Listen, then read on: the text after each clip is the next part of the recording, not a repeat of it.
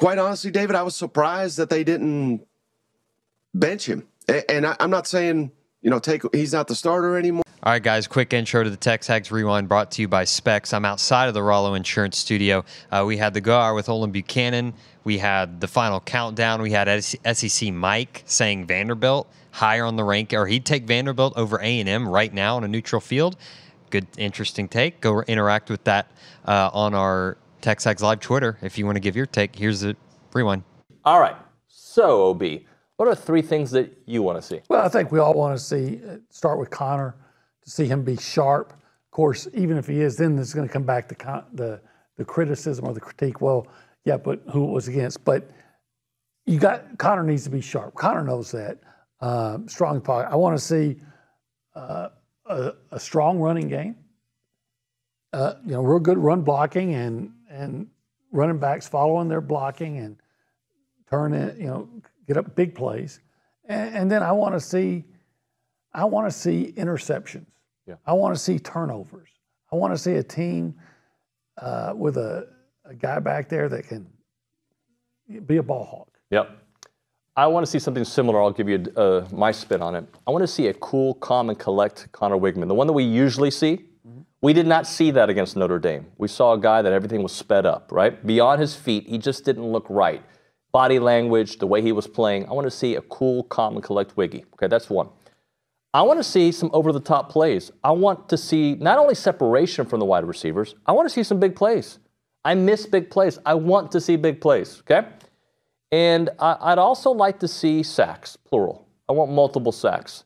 It looks like the 6 killer is going to be the quarterback, more than likely. There's a report out that Clifton McDowell is a game-time decision. He's their their quarterback who leads the team in rushing. Doesn't pass the ball very well. He runs a lot. He's only been sacked 3 times. But that offensive line is not good. I want to see the numbers. I want to feel good. Do you remember there was a game a couple years back where I think Devon A-Chain started slowly with the yards, and I wanted to see a lot of yards. And then he started picking it up, and he started doing the things. That's kind of what I want to see. Yeah, it was the first 3 games of that 2022 season. Yeah. And then he turned it on, right? Well, that's kind of what I want to see from the sacks, right? I want to see Scorton get 3-4. That's what I want to see. Will I see it? We'll see.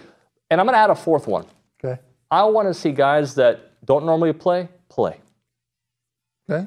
I think you will. Yeah. I think you'll see a lot of those. If it's the kind of game that it should be, your starters will probably be out of the game no later than midway through the 3rd quarter. I get it. You lose by double digits. We are getting asked, is Mike Elko even a worthy coach? I mean, people are going overboard after 1 week. I'm not going anywhere near that. But I think the main takeaway for me is I have never in my life have I watched Notre Dame look like it has better athletes than an SEC team that it's going up against. And I think that's the biggest takeaway is where are all these athletes for A&M? I saw no separation from virtually any receivers. That's not on Wigman. But quite honestly, David, I was surprised that they didn't bench him. And I'm not saying, he's not the starter anymore. I'm not saying don't let him finish the game, but maybe for a series or 2, like let him sit on the sidelines, read from, talk to the coaches, do something. They had to mix something up, and they just didn't. And clearly it looked like the head coach lost confidence in Connor throwing the football. We all have seen the clip, I assume. And I think the offensive coordinator lost confidence in the Aggies' ability to block anybody and run the ball. So it was just a calamity on the offensive side of the football. So when you say they lost by 10, yes, but it was a tie game with 1:50, right? So it was desperation. I guess my issue with the way the game ended was that final series, the final real series, right? They just weren't on the same page.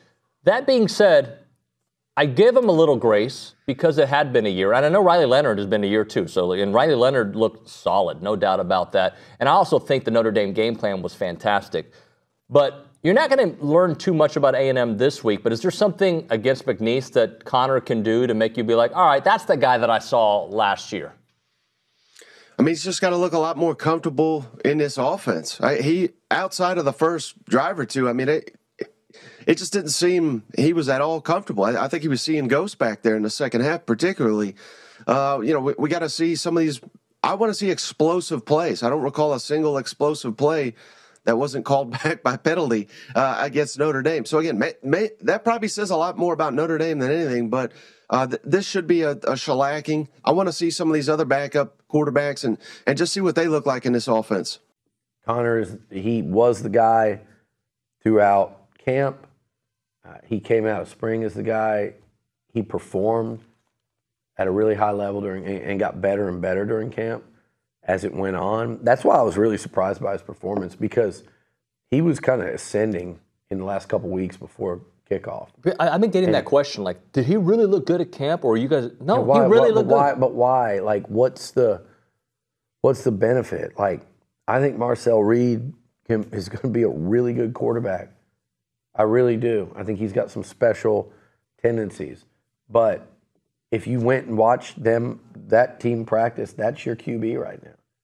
It's Connor Wigman. And by the way, we've seen Connor Wigman look pretty damn special in games against Power 5 teams. A couple instances against good Power 5s. You're only as good as your last start. And so Connor needs to go out and, play well in his next start. It's that simple. But I'm just telling you, you could throw any of those three guys against McNeese Saturday, including Connor, and they should go off. All right, so do I think Connor fits in? Yeah, I think. Look, what Kansas State has done when Colin Klein was a player, what he was doing with a guy like Avery Johnson, who's a kind of breakout freshman last year. There's definitely a benefit to having a quarterback that can really run in that system. But Colin Klein and any real OC as you guys know this better than anybody, you played for how many different quarterbacks? You will alter the offense to fit your quarterback skill set more so than any position on the field. And by the way, I personally would like to see Connor run a little bit. I know that people would, and maybe even Elko and Klein would be like, oh, no, you don't. Not because he can't run, but because you don't want to get him hurt. Right. But I felt like there were times he could have pulled it and kept it, on that mesh the other night. Yeah. I've seen him. You saw him in high school. He's not going to go out there and run a 4.5, but he's got field vision and can run and knows when to take off and go. I've seen him do it. You just mentioned something that I don't know the answer to this. If the coaches expect, he's went for 92 yards and a game-winning touchdown against Lonnie. He did. I'm just telling you, he can run a little bit. I don't know if the coaches expect him to run or not, but if they're calling plays that he's supposed to at least have the option to pull it, and he always hands it off, that doesn't make much sense to me. So I hope the coaches expect him to run it if they're going to run those types of plays. Yeah. So I put that on Connor. Every high school in Texas is running that type of offense right now. And if your quarterback never keeps it, then they quit worrying about it. Right. And then that guy that the quarterback's supposed to be reading is tackling your running back. So, you do have to keep it every once in a while if that's the play call. Right. What did you guys think? I'm going to say this. I just don't think we got any real indication of what this offense is going to look like. Oh, I agree. I'm sorry, but I think it was an OC and a quarterback, OC trying to feel out what he could do. And I think that you'd say the same thing about Notre Dame. I was just telling him. The last time we saw Mike Denbrock, Jaden Daniels is winning a Heisman Trophy. Malik Neighbors and Brian Thomas are first-round picks. They're making every catch. They're running slants, verticals.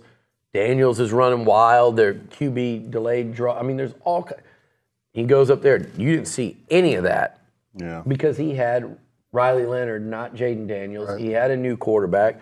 You're playing in a game that you knew immediately was a rock fight, and that a big mistake by your offense or your quarterback against an aggressive defense could change the game. And it finally did. Yeah, and when Connor made those mistakes, and I really think it was like, we just need to hang in this thing and win it. Yeah, I don't think you saw A&M's offense at all. I think you saw a really bad game by Connor, and he admits it, so that's fine. He played bad.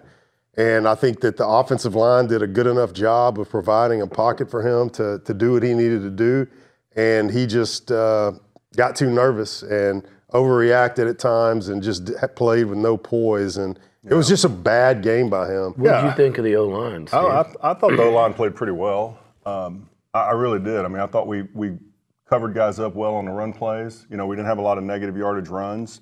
Yeah. Pass protection was solid. Yeah, we gave up a little bit of pressure here and there, but, you know, Connor had time to throw the ball.